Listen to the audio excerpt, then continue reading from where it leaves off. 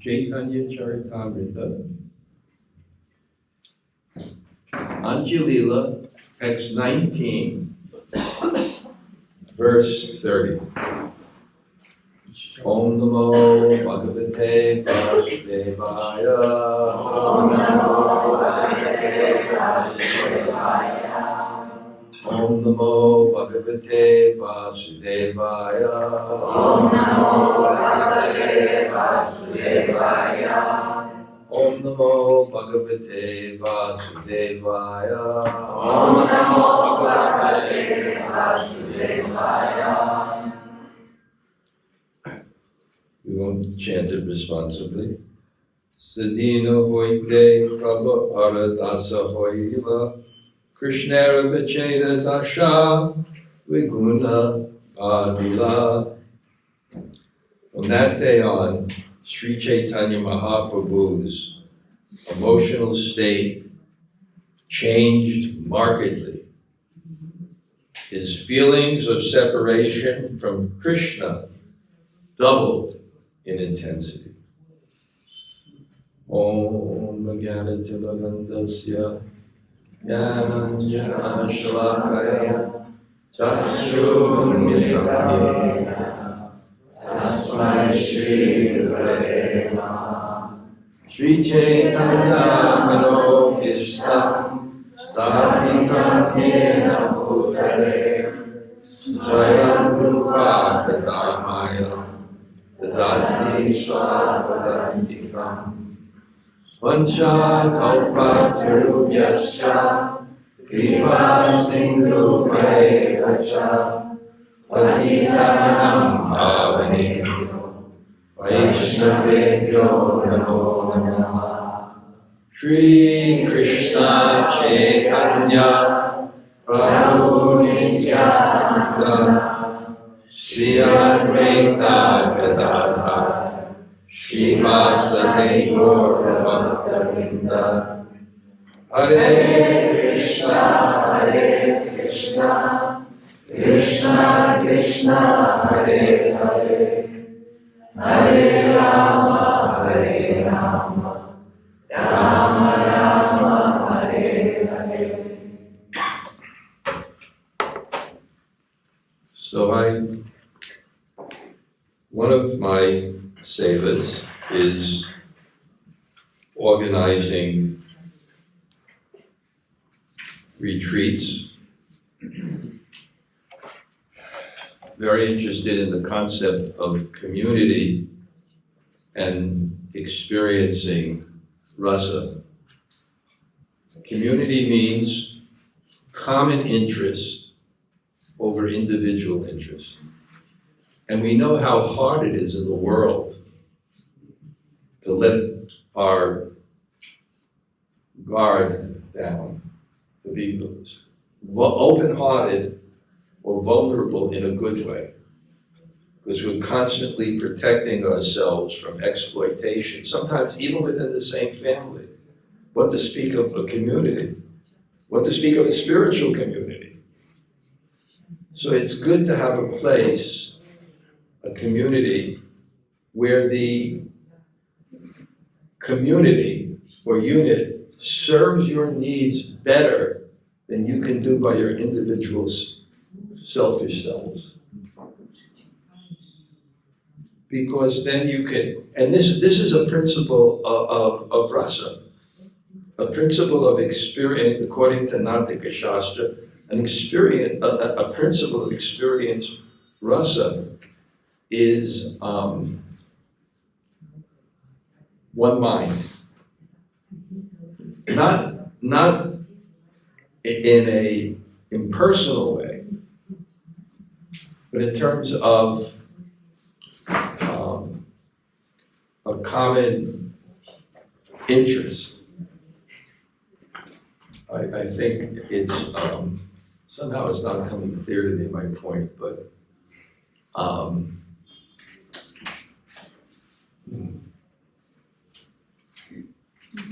there's something, what prevents us from experiencing the holy name, experiencing Krishna directly, is we're covered by false ego. And it's just like the sun is so unlimitedly powerful. But you put an umbrella over your head, you can cover it. So the same thing, Krishna and his holy name, and the deities, and the devotees, and the Dham is so powerful. But you can cover yourself from it, from the false ego. And therefore, when you come into a community where the common interest is better than the individual interest, there's a special feeling of bliss. Jiva Swami says that in the Sri Bhakti Sandarbha. He says, Sankirtan is better than Kirtan. And he was referring to, in a group, is better than yourself. And he says, because it gives special feelings of bliss. And there's many reasons. And one reason it gives special feelings of bliss is because it helps to remove the ego when you're in community. You become vulnerable, but the Krishna's potency. Anyway, somehow that's not as clear as I wanted it, but maybe I'll think about it, because I spoke this point many times. Now, one experience I had, I said, it came from organizing many retreats for this purpose, to have people to experience community and be open-hearted and vulnerable to the power of the holy name and the devotees. Now, one reason that one test I have is that a good retreat is after the first day, you feel it's worth the price of the ticket. So I thought we had quite a good start. I'd have to say that the kirtan to the Jagannath Mandir, I think, was the best we ever had. It was, everyone participated. And it was really just really powerful. And all the classes were so stimulating. And when I took a class from Srila Jayadvaita Maharaj, who usually attends this retreat, and I think it was strong speaking, clear thinking, straight speaking, something like that. And he said one thing about a class. He said, never exhaust it to the end. Never exhaust it till every question and every single doubt is out. Any more questions? There should be. But you can go on and on and on, because he said, then the subject will continue after the class. And lo and behold, yesterday, it continued after the class. I went and I spoke to Madhavananda Prabhu yesterday, and we spoke further about the subject. And this is my conclusion in terms of an analogy. Analogies, maybe I have something in shastra, but analogies is one of the upama is analogy. One of the 10 pramanas means of I find, in fact, I wrote one thing on analogies, which maybe I'll have time to read. I find analogy is very good. And yesterday, I came up with 2 analogies. I was so ecstatic. And one analogy resolved something that's very difficult to understand, which will come in my class. How Krishna consciousness, high levels of Krishna consciousness, can be the greatest nectar and the greatest poison at the same time. Our acharyas do give an analogy. I'm adding another analogy to that, but there's another analogy. It's, so this analogy is like that. Did you ever try to get the perfect shower? You got your, I'm revealing now that I'm not such a sentence. You got hot and the cold, right? Oh, it's a little too hot, it's a little too cold, and you go back and forth. So that's what's going to be in philosophical discussions. There's different viewpoints according to different experiences, according to different gurus that you have.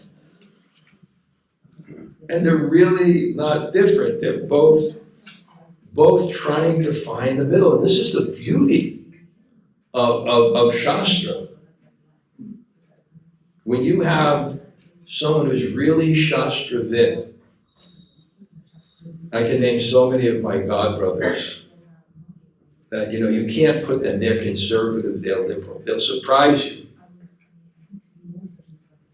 You'd be surprised sometimes who's for the gurus, who's against them. You'll be surprised. The most liberal person can be against the most conservative. What happens is if you study Shastra, Prabhupada said, from different angles, it's like sharpening an axe. The understanding becomes deeper. And this is what Sambandha Gyan means. This is what the first principle of our philosophy is, Sambandha Gyan. Sambandha Gyan, knowledge of relationship. Now I'm going to tell you at least one of 2 or 3 interesting definitions of Sambandha Gyan. And my godbrother, very close with me, very close with him, I should say, is my godbrother Pradyumna Prabhu. He doesn't come out, but I would stay in the Bhakti Center and he'd walk in my room. And he'd walk in my room and he'd say something. And I would just go, wow, I'll carry this for the rest of my life. I'll give you 2 examples. He came into me, he gave a definition of bhakti. There's many definitions of bhakti. I was studying Narada Bhakti Sutras and giving seminars in this, and what is it, Sandelia says this. Which are the different acharyas that? Vyasadeva says, Parashar says this. Sandelia. No, Garga Muni. What? Garga Muni says this. Finally Narad Muni. Finally, I say this. Pradyumna's was the best. All these acharyas, you want to hear it? Bhakti means to make yourself available for service. That's right, isn't that a beautiful definition, right? Bhakti means that, and again, no, it means this, it means that, it means that. It's different aspects that different people can enter into deeply to make yourself available. And who are the great doctors? I used to be in charge of the kitchens in Vrindavan. I couldn't cook, but I was a good organizer. I was expert at menus. And we had Prabhupada's disappearance and Govardhan Puja right there. And it was a time in the movement where unfortunately some of our leaders faltered. Everything was in the movement, there was no congregation, no one came to Vrindavan except once a year at the courtyard, and they started flooding in to take shelter of Vrindavan and Prabhupada's disappearance. And I was in charge of the kitchens and the serve-out. And the serve-out had to be proper. And it was an impossible task. It wasn't even a dining hall facility. It was different places. The kitchen was coal stoves. And I remember the serve-out, and he had 2 types of devotees. One devotee rushed to the front of the line and harassed the servers to take out all the paneer for themselves. So the last person only got the water and the cauliflower and potatoes. And then another person was grabbing the bucket to serve. Right? Here's another thing that Pradyumna gave to me too. He came in, sometimes he gets upset, so he was a little bit upset. He didn't like wild kirtans. And he was making the point that his experience, and he has a lot of experience with Prabhupada, it was always the philosophy, there was always the songs, there was always the verse, and then the kirtan. They would create the bhav in which you could chant. And then he said something about Trinadapi kirtan. What is humble kirtan? And it was so beautiful. What he said is that you should chant like a blade of grass. And then he gave kind of an analogy. If you have a beautiful lawn of grass, right? Each blade contributes to the beautiful effect. No blade says, look at me. And in real kirtan, no one says, look at me. Whether it's the leader, whether it's there's no, I'm God's gift to the world, riffs with the Mridanga, or whatever, Trinadapi here. And he came in once and he gave a definition of Sambandha Gyan that's really analogous to these type of mature discussions. He said Sambandha Gyan means knowledge of relationship. It means metaphysical knowledge, and it means metaphysics and epistemology. But let's say it means metaphysical, your view of reality. How do you understand reality?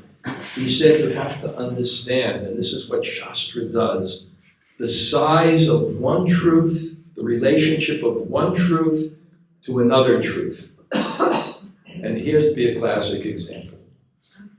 Prabhupada is preaching. Who is he preaching to? He's preaching to the hippies. You won't believe who were hippies.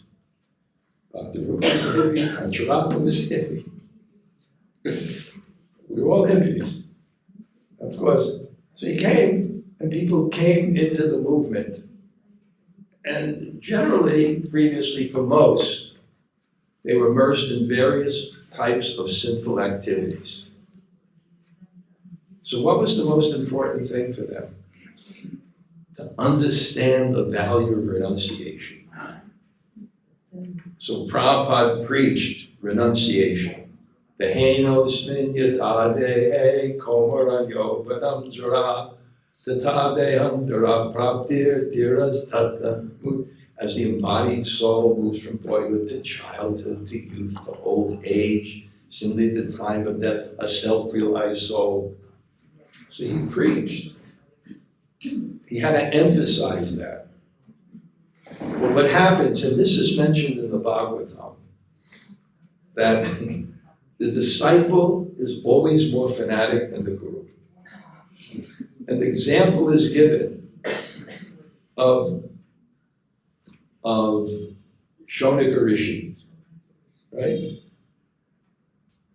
Because, you know, what are Shaunika Rishi's verses? Savid Varai, Hosta Karai, those men are like dogs, hogs, camels, and asses. They worship other people that are the same. So the tendency, I once heard a lecture by a Sanskrit scholar, a friend of mine in Vrindavan, and he explained this, that you always look at the disciple. Because what happens, the guru is emphasizing something, and the disciple may make that everything. So what happened in the early days of the movement? Prabhupada preached Gyan. So what happened? Renunciation became this big, attachment became this big. And what happened? The position of householders was minimized, the position of women, the object of allurement was minimized, because there wasn't Sambandha Gyan.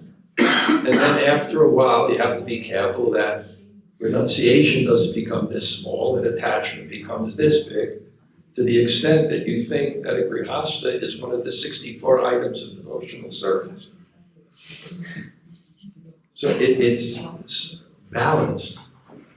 And that comes actually from studying shastra. It comes to a mature understanding. And you never get it exactly right. You're always on the edge of just getting it just correct. And the difficulty is that I see is, and I see this in American politics, there's no middle ground. If you say something that disagrees with a person, they put you all the way here. Or they put you all the way here. There's no middle ground. You can't talk to someone and disagree. It becomes polarized. So, and I think this particular issue is classic tension, as our not just within ISKCON, but it's a classic tension. Because people have different views, different perspectives, different acharyas, they emphasize different things. And I'll give you another example of this. Years ago, I think Ravindra Prabhu wrote a paper, Automatically Revealed. Now I know, because I don't want to mention names, then it becomes a very substantial, I wouldn't call him liberal devotee. He didn't like this. He wrote a little bit opposition. And I think he gave one good example. Vasudeva Bhagavati Bhakti Yoga Pricha Jana Yasu Vairagyam Gyanacha. That if you worship Krishna and then automatically all knowledge and renunciation revealed. But if you go into the commentaries and understand the words, it says it a little bit differently. It basically means it's easily revealed. Not just automatically revealed, it's easily revealed. I think that word asu, or one of the words in that, means that. Which word? Ashu means quickly. Quickly removed. With ease. What? With ease. With ease removed. But it doesn't mean that you don't read Bhagavad Gita, the second chapter.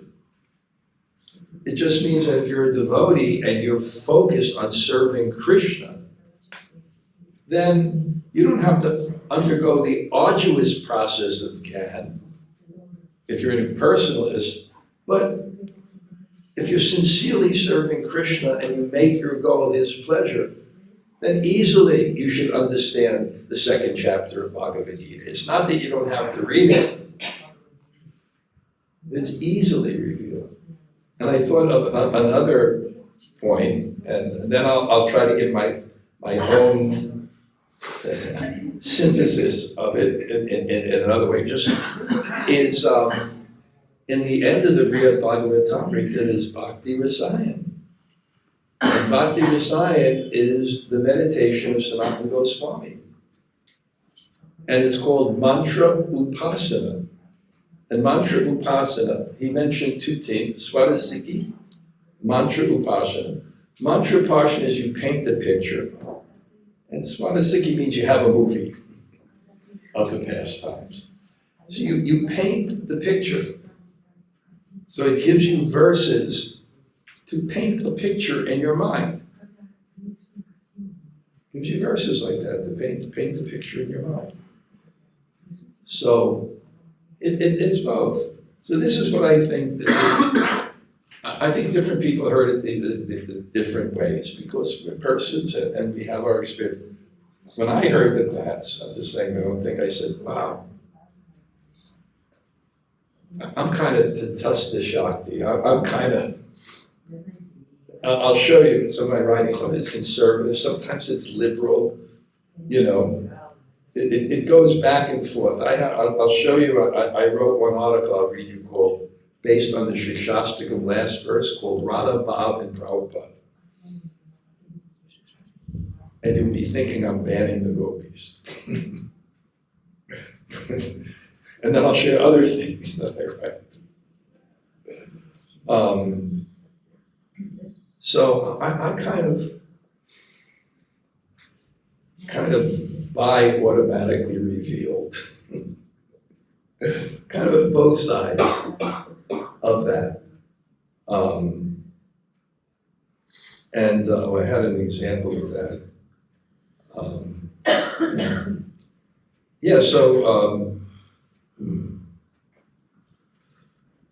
Yeah, so this would be kind of so when I heard that, I was explaining, I was just thinking, wow, I shifted in my hot and cold. I shifted to a little bit too much to automatically revealed. My main sadhana is and the thing that absorbs me the best, Borjampu made a brilliant point that our taste in Krishna consciousness is our door to the spiritual world. We have different tastes, and that's our door to the spiritual world. So mine is definitely not kirtan, it's japa. Japa for me, meditation for me is. So I just thought, wait a second, I'm hearing this class. A little smart here in my life. I like that in the morning, wake up, meditate on Prabhupada's lotus feet on my head, chant a verse. Remember Brahma Vimohan Lila. Remember Krishna, sitting in the middle, So that's the way I understood it too, smart. And he was emphasizing smart. And I thought 5 stages of remembrance. It was a very simple thing. It wasn't, he also said about the gopis don't. And then when I saw that happen, and I think rightly so, is some of the Prabhupada disciples said, well, your experience is, that it wasn't here, but when we grew up in Krishna consciousness, there was a little bit more of the mental culture, right? And so I thought that, and I think you said, well, that wasn't my experience. And I feel this needs to be added, because my experience is we need to put the water a little bit this way, not radically, and trying to be sensitive to the fact that we have a whole tradition that's been abused on the basis of astakalila smaran and premature things like this. And then I thought, Madhavananda, who's a disciple of Srila Govinda Maharaj, and is generally West Coast, born in Los Angeles, liberal. But he had a point that seemed a little bit more conservative, not what he was saying, and this is his own experience from hearing from Srila Govinda Maharaj. And it's hard to put everything in one lecture, that's all. And then when you hear the comments and things, because whenever you communicate, what you do is, you just have to see who your audience is. And then, I'll give you an example. I was with Tamal Krishna Maharaj just before he went to Mayapur for the last day and last time and left his life. So I was the last person in the West with him. And he stopped everything to talk to me. He had so many issues. So he was talking about his thesis was on Prabhupada. Right? So he said, when I write this thesis, the scholars are reading it. I got to make sure that they understand. The Prabhupada they're reading it. This person's reading it. That he had to see all the minds. And sometimes you don't get all the minds in your audience. And then the next time you make the presentation, or you're going to say, you take care of that. So I thought, Madhavananda's point from his own experience, and it was the foundation of this retreat, was, Gaur Govinda Maharaj, and just Hari Kata, Hari Kata, Hari Kata, and it comes automatically into your remembrance, automatically. In that way, it comes into your remembrance. So I don't think anybody will disagree. The emphasis of hearing, and the sadhana kram. You chant the name, and from the name comes the Jiva Goswami says this, from the name comes the form, and then the qualities, and then the lila. So there's also the sadhana kram. So I think there is a synthesis, but we have to be like this. we have to go, and the different people have to adjust for themselves. I myself, I need a little more sparring. And I think other people, they may think, wait, I have to concentrate more on the holy name, service to Prabhupada, his mission, etc. So we always want to do that. We want to keep the root, the basics that Prabhupada gave, and build upon that without banning the gopis, without minimizing the internal culture. I wonder if Prabhupada did say something about the mental culture of Krishna consciousness. And I'm sure Madhavananda, that's exactly what he's thinking too. When you're taking prasadam, you can have smarna. Prabhupada said you can remember Krishna and the cowherd boys. You don't just take prasadam and hope that happens, but you can remember Krishna and the cowherd boys taking it. So I think there's a balance here. I'll just tell one other story that I thought was, I'm in Govardhan, but I didn't go, but it was Prabhupada's appearance day in Vrindavan. We celebrated in Govardhan. So Burijan Prabhu and Gopi Pranadhana went, two exalted devotees, and they sat there and they heard the lectures. Hari Sari Prabhu spoke about Prabhupada being the institutional head of ISKCON, and then Ayendra Prabhu described Prabhupada with Manjari Bhav, and Burijan and Gopi Pranadhana Prabhu, after they heard the different things, they were joking, they kind of looked at themselves and said, are they talking about the same person? But they each have their own, and that's also there, that's natural. One person is a father to one person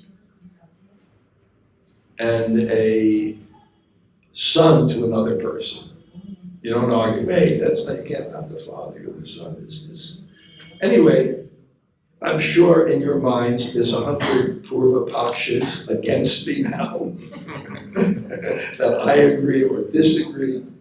But I think one thing that I did get the feedback that people appreciated is the mature exchange among different Vaishnavas, which is and I kind of enjoyed it because I organized like the retreat here, and then I said, okay, Parshat, I love these presentations. They're just so logical and satisfying. And then, Pancharatna, Prabhu, humble Vaishnava, but boy, he had his shastra, he had his points. So then I think, wow, this one. And then Madhavananda was quoting verses and had his passion in what he was presenting and his feelings. So it's good. But I'll make one more point. I once read this book, something about the Jesuits in the war of the Catholic Church. But the Jesuits was such an interesting study to me. And at one time there was a tremendous conflict because the Polish Pope was so anti-communist, and the Jesuits are liberals, and they were introducing something called liberation theology. That helping the poor is real Christianity, and it was really intense. The head of the Jesuits is called the Black Pope. It's really, really intense. And I'm reading this book. The Jesuits study their life. You want to know how something spreads in Krishna consciousness. They went everywhere, in every guise. So at the time, there was a heated meeting, like so intense. And they were meeting with the Pope and the Pope's people and these other people. And they had something called Romanati. And Nati sounds like neti or rules. So it's the etiquette. And it was so interesting to hear. They got in this assembly, right? But the rules is you can speak as heavy as you want. But before you come in this thing, they pray for the revelation of Jesus to answer it. But it was interesting, some guy's up and he like kind of curses the Pope out, and get him heavy, and then he sits down very respectfully. And then another person defends the Pope, and it's like, and the heaviest things are said in this thing, but after they finish, let Jesus decide. So that's part one of my introduction to introduction. And I'm looking forward to the evening's class. And I want to hear a little bit turn this way. I want to hear a little bit about smart. That's my desire. And yeah. Your second analogy, I missed that. You said the shower and the second one. That's coming in the presentation. That was my favorite one. It'll come. And then, so I hope, that people will feel maybe you're a little too much this way, but this is your personal realization. And I personally want to hear about smart. And understanding, as you'll see in my article, Vrindavan and Prabhupada, the foundation. So, I don't know, I may have to do it tomorrow, but I'll see if I have time. I wrote an article why Jagannath is the highest manifestation of God. And I wanted to read that, but just a little thing about Puri. Lord Chaitanya had basically two leelas. Adi Leela, the second one is divided. Adi Leela is 1 to 24. Then he takes sannyas, Sesha Leela, 24 to 48. And then of those, 6 years of the Sesha Leela, he traveled and preached. That's the Madhya Leela. Then he comes to Puri. Then there's 6 years he's more with the devotees. And then the last 12 years, he's more concentrated on the internal reason for his coming. The internal reason. Why he came for himself is he wanted to experience the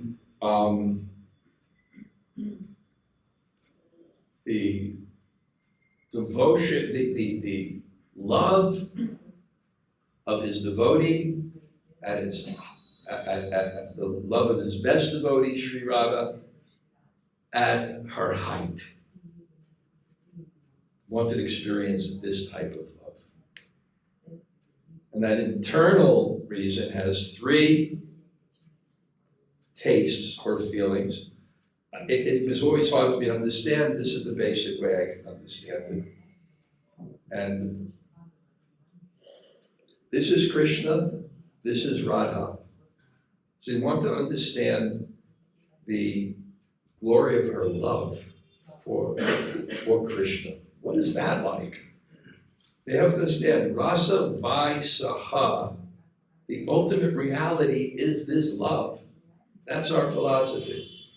In English, we have an idiom, I don't know if it'll translate into Russian. Love makes the world go round.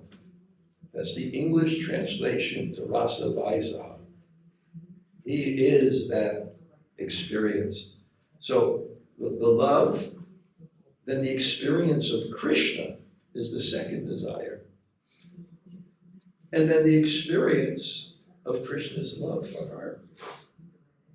So these things.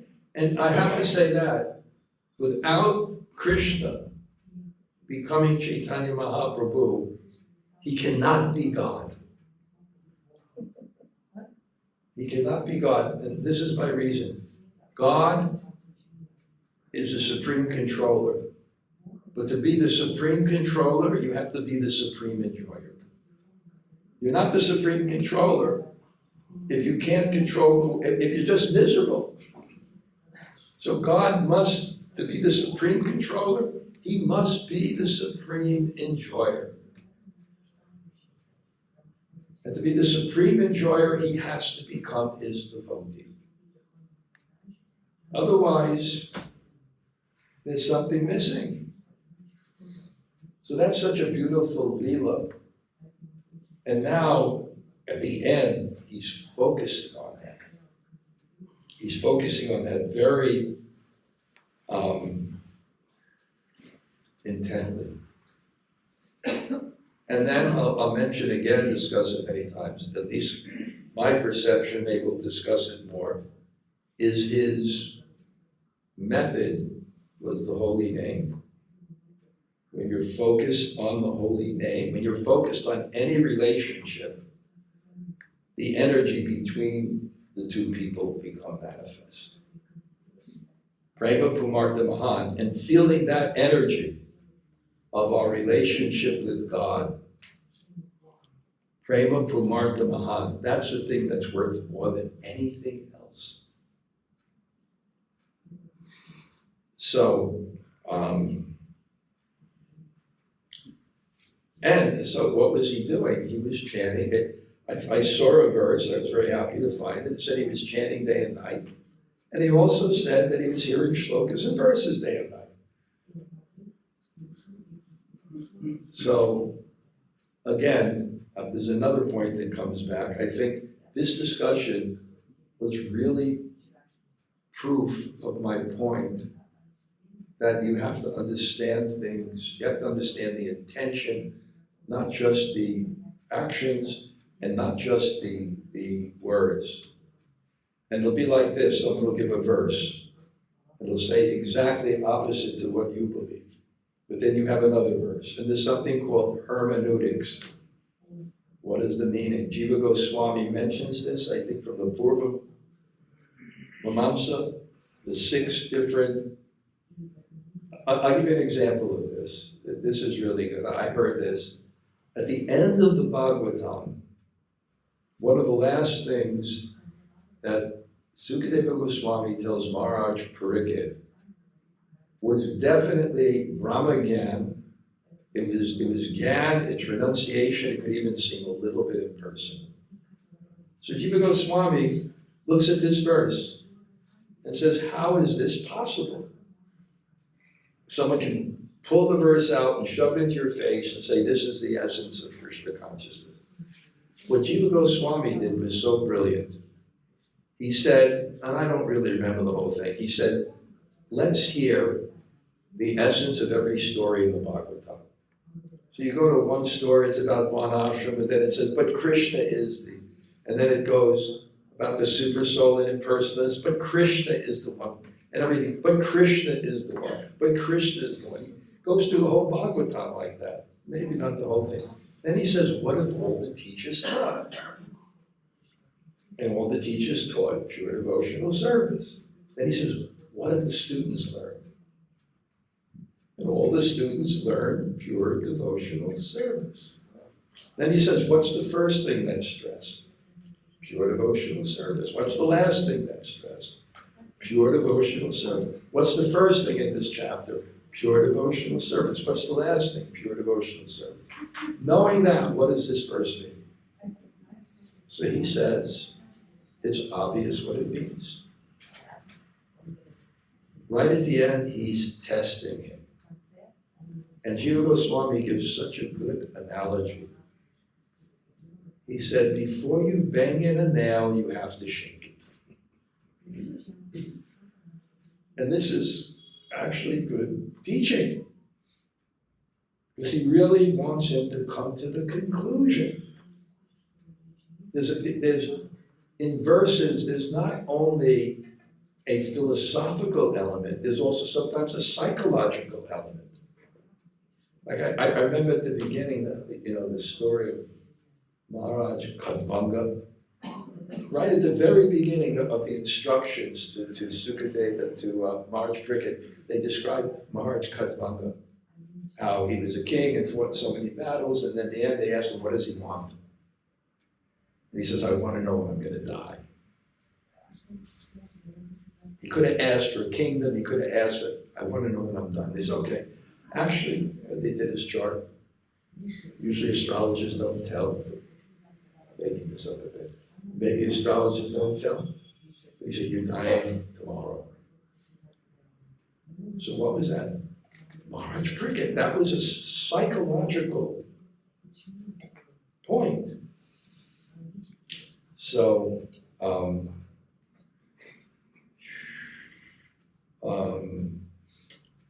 okay, now a review of my thesis. This is, anyway, I feel what happens in this retreat, I like to go with the flow, certain points, another speaker could mention, just like I had my thesis of why these verses didn't make sense. I thought maybe I'm the only one that didn't think these verses make sense, but then Har Parshad said, yes. Maharaj, can you speak more in the microphone? Yes, just tell me that. Yeah. Okay. Speak a bit more. Okay. It's such an ego back here. So hard to translate. Well, why'd you wait so long? Because What? I had no break to even say anything. Now I find that it's much more important. Okay. You can hear? Yeah, now, like that. Okay. I'll make sure I don't break my teeth on the microphone. No, it's just because. But you're able to translate? Yes, of course. It's just a tremendous struggle to more. This make it easy for It you. just takes all of my mental and Okay. physical power. You did it, and now make it easy for you. Okay, so I had my own analysis of it. The Har Parshad, was that your own analysis, or have you heard some commentary on that? On what? Why it shifted from the internal reason to the external reason that Harshe Prabhu Kahena, Suno Rupa Sanatan. It was from the commentary of a very learned Vaishnava from the Nityanand Parivar, whom my Guru Maharaj studied when he was studying Chaitanya Charitamritam. His name is Sri Radha Govindanath. Oh, he's famous, okay. Okay. Well, you had to find an obscure commentary to. Can you repeat? What? I'm not heard because there is no mic for him. She didn't hear it in the back because I didn't speak. You didn't hear.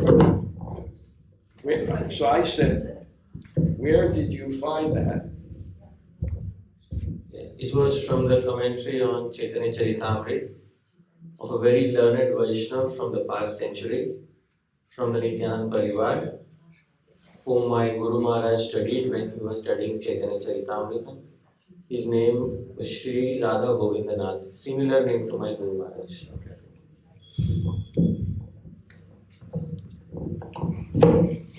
And my commentary on the foundation was gratitude came from a Vaishnava that wasn't very learned, myself.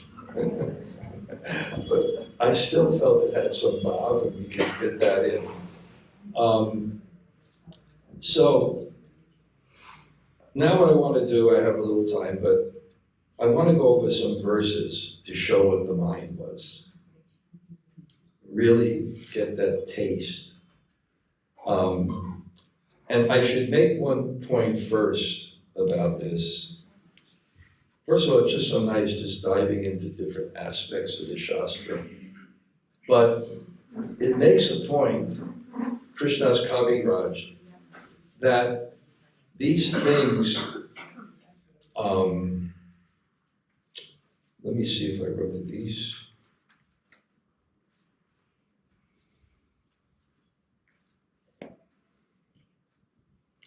Prabhu, can you get me? Oh, I got my notebook here.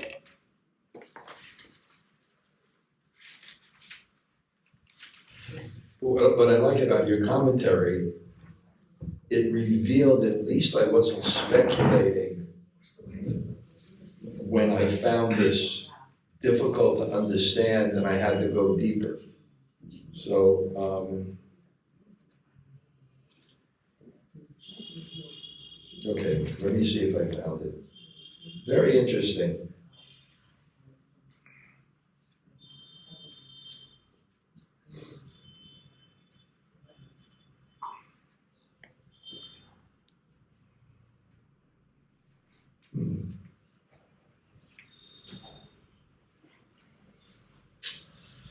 Wow.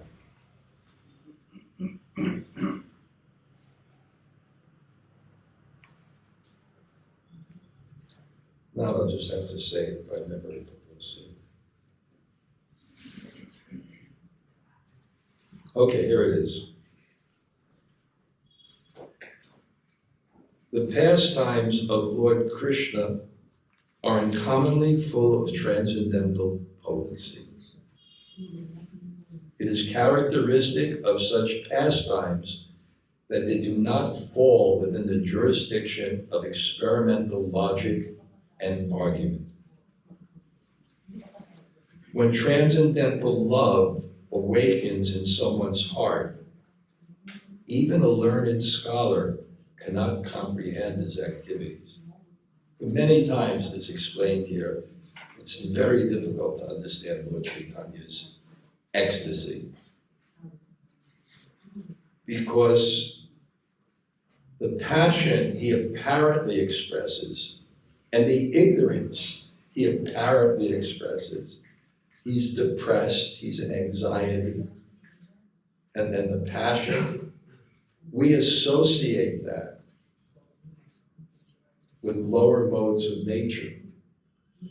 But these same feelings are born of the highest form of love, spiritual love.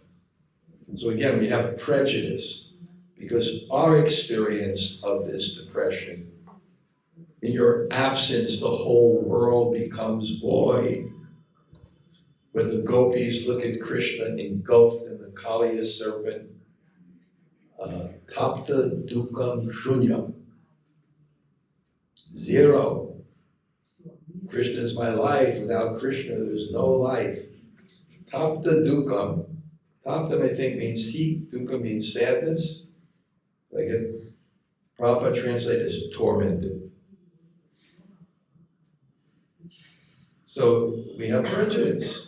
So we can't understand it intellectually by our experience. So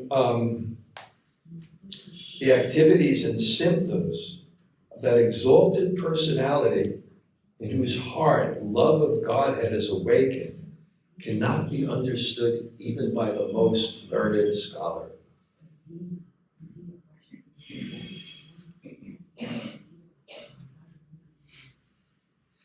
And then it describes, well, how do you understand them? And this is a very important point in Krishna consciousness, I think. This is how you understand them. The activities of Chaitanya Mahaprabhu are very unusual, unprecedented. You never see this kind of love manifest, especially his talking like a madman. Therefore, one who hears of them, those pastimes, should not put forward mundane arguments. He should simply hear the pastimes with full faith. So, again, it doesn't mean that you don't study, you don't have to understand, because you won't have the faith to actually put your consciousness in it. But what it says is, the reality will come by your experience, not by your analysis, by your experience. And I had one theory that I'm going to put forth here. All Krishna's pastimes with the gopis are in 5 chapters. I estimate maybe we have 150 verses of Panchadhyaya in 5 chapters. You have 150 verses. Why didn't they write more elaborately? Because you can't explain them just intellectually, but you have to have a frame of reference, and then they're revealed. And therefore, Gopal Champu, you said samadhi. What's it with the term? Samadhi Bhasha. Samadhi Granth, Samadhi Bhasha. Samadhi Granth. They're understood at a very high level. And then but the thing is, if you don't have faith, you can never understand them. And that, therefore, you need shastra for faith. You may not understand them just by reading But you need to practice. You have to have faith. And there's a book called The Varieties of Religious Experience by William James, a famous psychologist. David, did I get that right? 100%. Okay. Variety, because it could be Jesse James, Henry James, LeBron James. I mean, Henry James was his brother. what? Henry James was his brother. Henry James was his brother. Okay, so William James. And he said, it's just like this. He gave a beautiful example about faith. He says, if a young girl wants to know if a young boy loves her or vice versa, you first have to have the faith that they do, or you'll never find out. And that's why faith is so important, because without faith, you can't move beyond your limited frame of reference to find out what's true. We don't see the truth. Jnaninas tattva darshana. The guru, the acharya, sees the truth. We don't see the truth. So what's true will not necessarily conform to our own intellect, our own analysis, our own experience. If you don't have faith, you can never find out. So I thought this was important. So now we'll just go in the 19th chapter. What happens after? What happens after he doubles down? Then what is on his mind? Then the first thing that is on his mind, and you'll see this in the CC, is this deep mood of separation. And the particular pastime that he begins to meditate on is, what is the feelings of Sri Radha when a Krura takes Krishna from Vrindavan? If this is God's love, how intense would that be? If this is the highest love, can you imagine? I give an example, if I lost my cell phone now, I'd be disturbed. Where's my cell phone? A mundane thing, but what about you lose a loved one? You let them go in the back door, because this.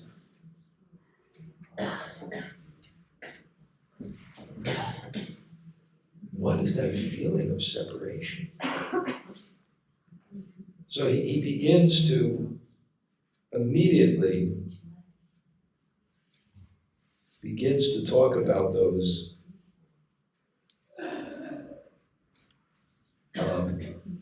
as his feelings of separation in the ecstasy of Srimati Radharani increased at every moment.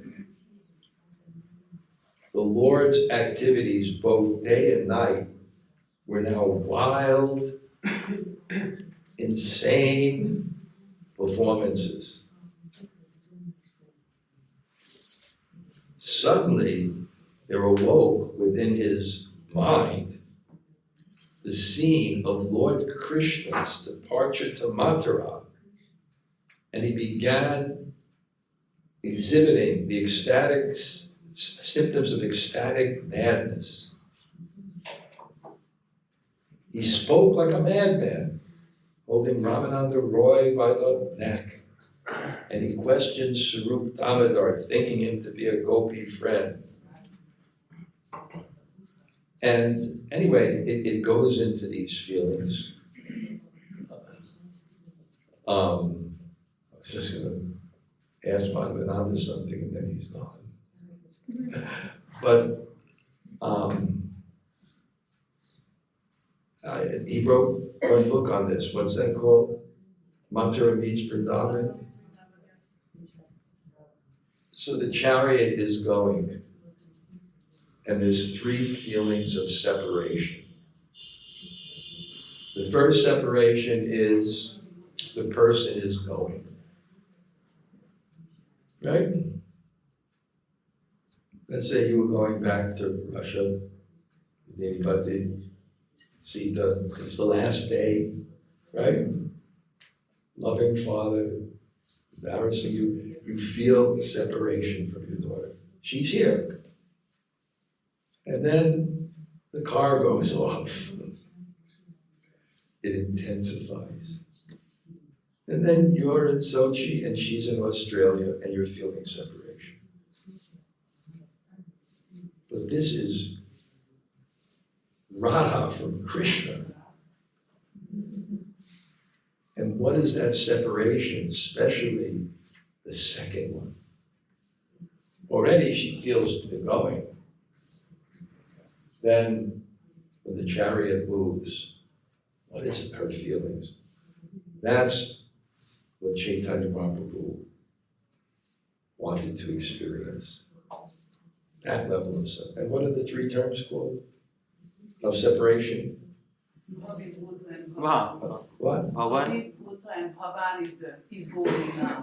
Say the first one? Bhavi Yeah. will be. Yeah. Bhuta is when it happened, and Bhavan is when he's leaving. And that book is Mantra meets Vrindavan. And He quoted from our Gurudev in that book. We also find it with some Gaudiya Vaishnava. It's from Ujjwal Nilmani. it's from Ujjwala Nilmani. Yeah. Actually, she's very humble, but she's actually quite a bit of scholar herself. Krishna Guru. Okay. So let me just go back and we'll finish up.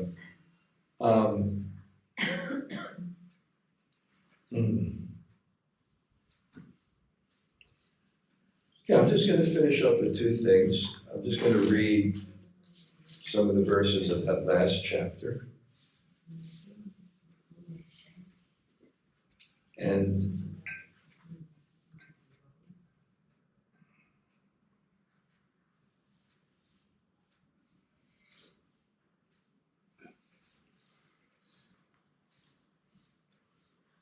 only the most fortunate will relish the mad words of Sri Chaitanya Mahaprabhu,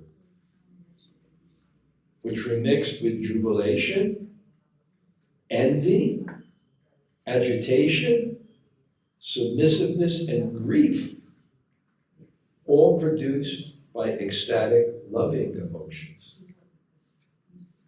These are called Vyabhachari bhavs. I think I won't explain the rasa theory, but one of the bhavas are transitory emotions that come from your relationship. You can think of a mother, she sees the beautiful child, she's jubilant.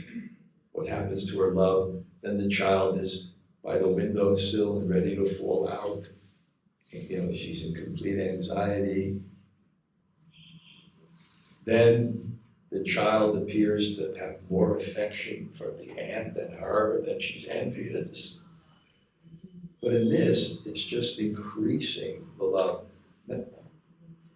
Today, should we go? I was going to give my analogy now. She's right there, I'm here. Oh, okay, here it is. This is my analogy that I think this is how it happened. When I get up really early, and I drink 3 glasses of water. Maybe at 2 o'clock. Alright, we can't hear you. Okay, I wake up really early, and I drink 3 glasses of water, maybe about 2 o'clock, 2:30 the latest. You can hear me? Yeah, better now. Okay. All right. We'll work this out for tomorrow. Okay? Okay. So this is the analogy.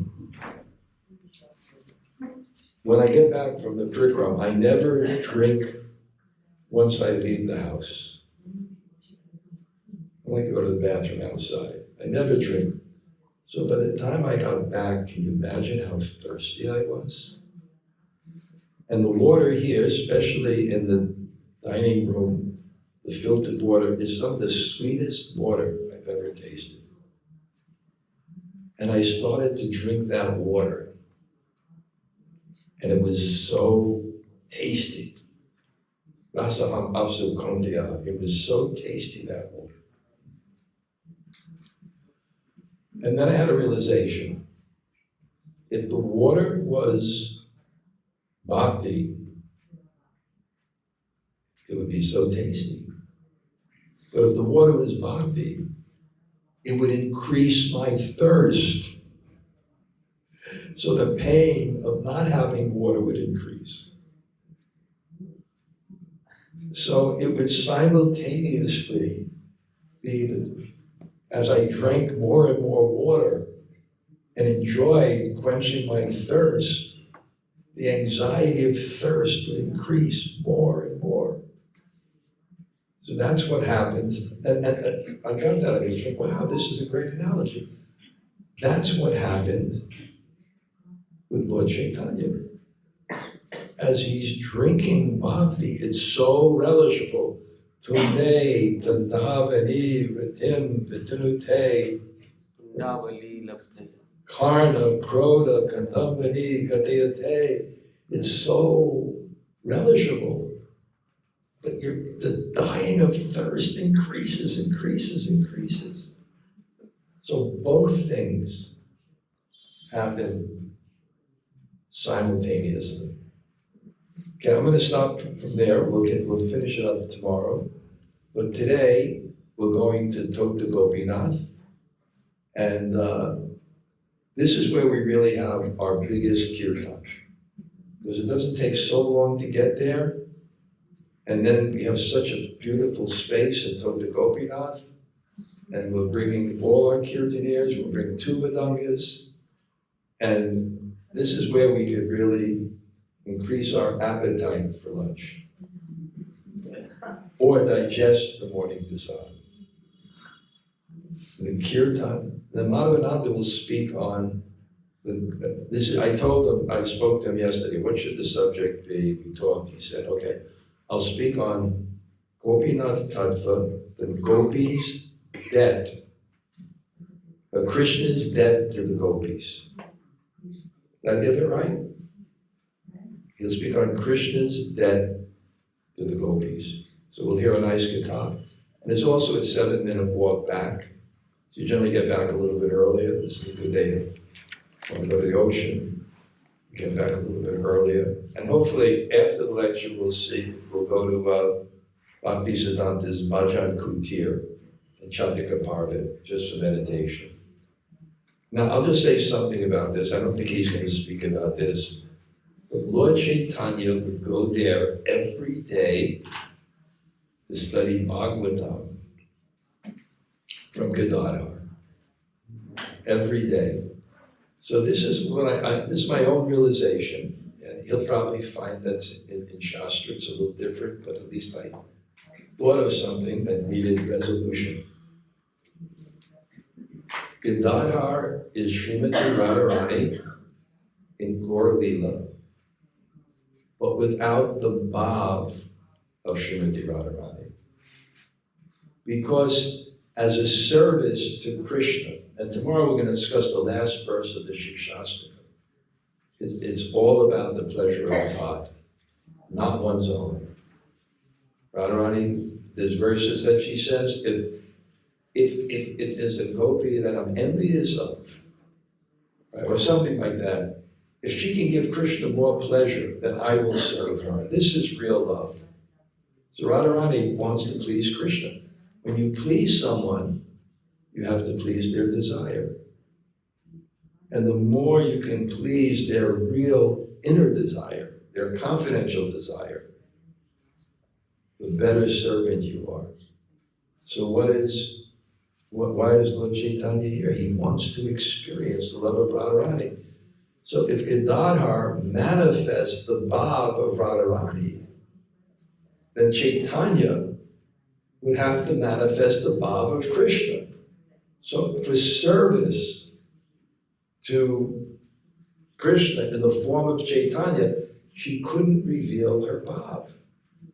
But she wanted to give him that bhav. So how did she give him that bhav? She or he and taught him the Bhagavatam. So the Bhagavatam is the book that gives Radha Bhav. He taught that. And we don't hear the 10th canto. We hear the stories of Dhruva and Prahlad. The story of Dhruva, why the story of Dhruva in relationship to Radha Bhav? Suffering. What? Suffering. Suffering? Prahlad. Prahlad is determination for pure devotion. I think Dhruva also is determination. You have to have determination. So he's going, this is his mission. And our mission, we have to have determination. From Dhruva Maharaj, you learn determination. So he wanted to hear that. And from Prahlad Maharaj, pure devotional service. Right? Apratiyata bhakti. You learn from Prahlad Maharaj, apratiyata bhakti, unbroken bhakti. Why? Because the Father said, give, and what's unbroken bhakti? Bhakti cannot be broken. Something can be broken if I give you something better than it, or I give you more pain than giving it up. Then you can break bhakti. You can't break bhakti. Real bhakti can't be broken because there's nothing better than it, and there's no greater pain than giving it up. And believe it or not, an example of this was the early Christian missionaries. I read a book, How Christianity Was Spread. The martyrs. They were capturing people and saying, give up your love of Jesus. And their answer was, the pain of giving up Jesus is more than any torture you can give for me. And people were watching this with the martyrs. What do they have? See, these things were taught. So I think we go there, so it's a very special place. Okay. I announced your class and just said a little something about Dhanurdhara. Anybody have any questions or reflections? I did leave time at the end. Mother Nanda, yes. I'm sorry to stop this conversation about Bob right now. I have a comment on the first part of your class. Yeah. And that is in a letter that Srila Prabhupada wrote. Yeah. He said something, I'm paraphrasing, but I think Yeah. I have it very close. This Krishna consciousness movement was created to make independently thoughtful men. And this letter was written at a time when, I don't know who it was, but one of, Kundar. That was Kundar. well, but the problem was there was someone trying to centralize everything. Yeah. And Prabhupada thought that that was a terrible idea. And so he wrote this letter. So I heard Paramananda Prabhu at Deepen explain this letter to me and this phrase when I wanted an answer. Yeah. And he said he couldn't give me the answer that I wanted, and then he pulled out this letter. And that phrase has stayed with me for a long, long time. And yesterday I saw it in action. I saw these independently thoughtful men. It can be women too, you know. And I think an early English teacher I had who said, this is an easy way to write, but when we say men, we mean men and women too. So I always thought that. But yesterday, I saw these independently thoughtful men having this discussion. What about this? What about that? And I was relishing the fact that it could happen. And that, yes, we each need to become independently thoughtful persons and come to our conclusions for our relationship and our bhakti and our bhava, if you will, for serving our Guru. and having Krishna conscious realization. Well, it's so nice to hear from an independently thoughtful woman. Well, thank you very much, and I think that was one of the main conclusions at the very end that was being made, so thank you for that. Yeah, no, I'm just saying, I think you emphasized it, it's a wonderful contribution. Anybody else have a reflection on the class or a thought on the class that they'd like to mention? Yes. I love this, you shared Pradyumna Prabhu's quote on definition of bhakti. Yeah. Meaning make yourself available for service. That's the definition of bhakti, and it reminded me, Speak very loudly because they have to translate it. Said that Manjari Bhav is not a form of a little girl. Manjari Bhav is a bhav. Yes, Manjari Bhav is a bhav. Is service. And it's a bhav of complete selfless service. And it just resonated with that for me, so I really Okay. I'll repeat it so it can be translated. I heard Yep. what we've spoken about, so I have a demographic. Okay, that's good. Yeah, that point, that the two things combined together. Pradyumna saying that bhakti means to be available for service, and then that quote that when they went to that learned scholar, he said, Manjari Bhav, if you like young women, because he thought they were very artificially understanding that, not that there's no conception like that. And then said it's a bhav, it's selfless service. And the interesting thing, now I will read my article because it's just about that. This is called Radha Bhav and Prabhupada, which is when I go into the conservative side of myself, okay? The Gopi Bhav, this is the more conservative side. It's not the whole me. I shift at different times. Radha Bhav and Prabhupada. This is not about Srila Prabhupada's eternal relationship with Krishna. I will leave that for other discussions. What I want to... What? Switch off. So it may have been, Looks like discharged. yeah, just switch on again.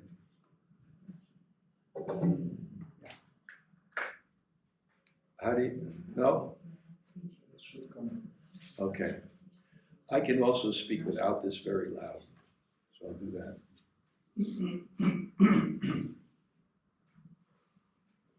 I will leave that discussion, I will leave that for other discussions.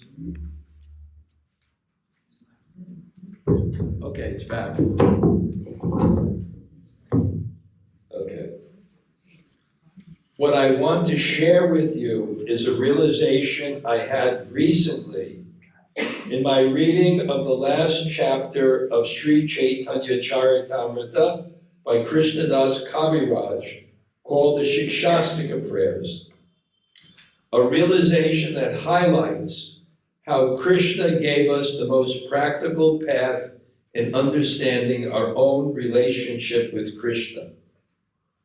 In that regard, I found particularly relevant the discussion of the last verse of the Shikshastakam that describes the mood of Radha at the height of her devotion. Quote, I know no one but Krishna as my Lord, and he shall remain so even if he handles me roughly by my embrace or makes me brokenhearted by not being present before me.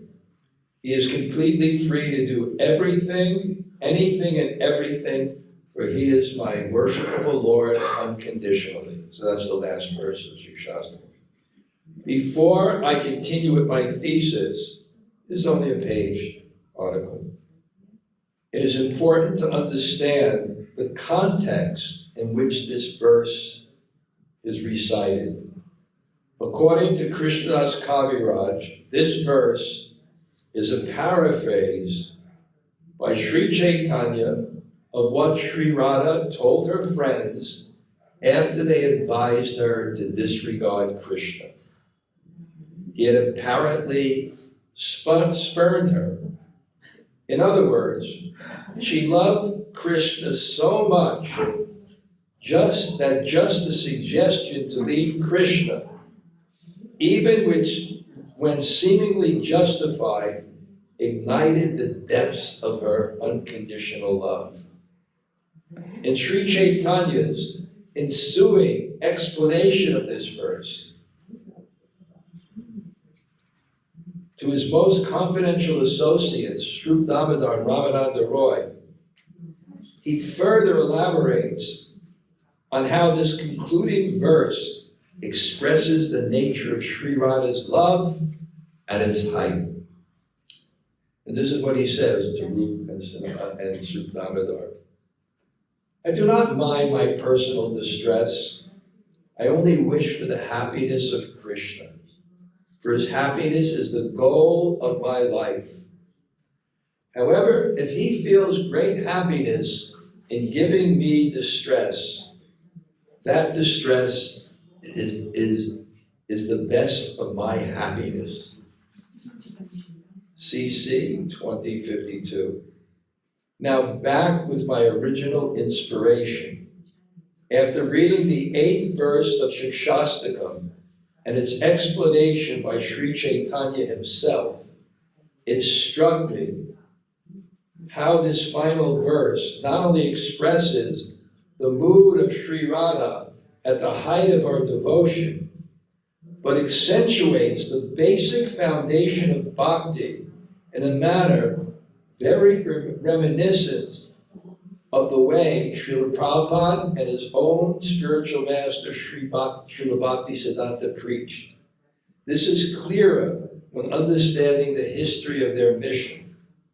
Without retreading a long and complex history, Srila Bhaktisiddhanta appeared at a time when the teachings of Sri Chaitanya became very much degraded. The people coming to Sri Chaitanya's lineage were mostly guided to higher and esoteric meditations in Krishna consciousness without the prerequisite foundational sacrifice and proper behavior. Srila Prabhupada describes Srila Bhaktisiddhanta's concern about this and how he called out those Prakrita Sahajiyas who chiefly concentrated their meditation on Krishna's intimate pastimes without the recommended step-by-step to further purify their hearts.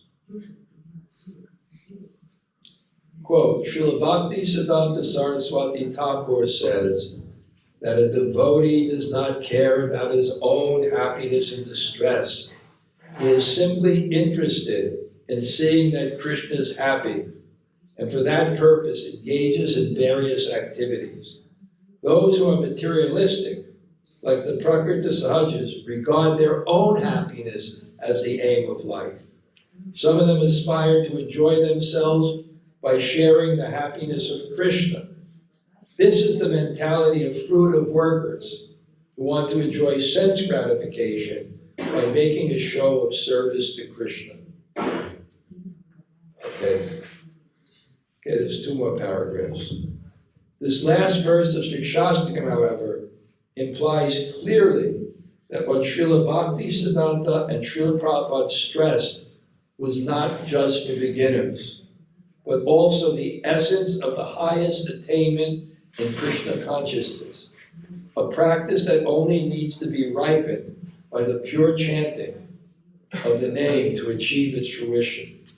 So that's my realization while reading Chaitanya Charitamrita, that if you want to awaken your eternal relationship with Krishna, then faithfully follow the teachings of Srila Prabhupada by unconditionally surrendering the Sri Sri Guru and Krishna in the service of Sri Chaitanya's Sankirtan mission. Certainly, one who sincerely does this is embracing the essence of Radha Bhav as expressed in that ultimate verse. I know no one as Krishna, as my Lord. He shall remain so, even if he handles me roughly by his embrace, or makes me brokenhearted by not being present before me. He is completely free to do anything and everything. He is always my worship of the Lord unconditionally. Srila Prabhupada ki jai. So, I was like this side a little bit. Now my Rasika Bhakta side, I'll read the articles. Okay.